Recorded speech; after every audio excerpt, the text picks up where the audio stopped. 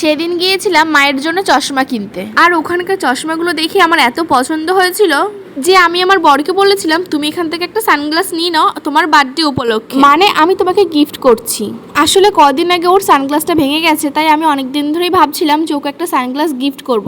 তাই ও সঙ্গে ছিল, তাই ভাবলাম ওরও পছন্দ করতে সুবিধা হবে, তাই এখনই সুযোগটার হাতছাড়া করিনি। বললাম তুমি একটু নিয়ে নাও। আর এদিকে মার চশমাটা চুজ করছিল কোনটা নেবে, আর মার পছন্দ হচ্ছিল না সেটাই বলছে। আর এটা আসলে অনেক দিনের আগের ব্লগ, আসলে গ্যালারিতে রয়েছে, তাই ভাবলাম ডিলিট করার থেকে পোস্ট করাই ভালো, তাই না? আর এখানে অনেক দেখার পর মার একটা পছন্দ হলো, মানে আমাদের কি বলছিল কোনটা নেবে, তো আমরা সবাই মিলে একটা পছন্দ করলাম, এটাই ঠিক করলাম যে এটাই নেব মায়ের জন্য। আর মাকে এটা পরে কেমন লাগছে অবশ্যই তোমরা কমেন্টে জানিয়ে তো।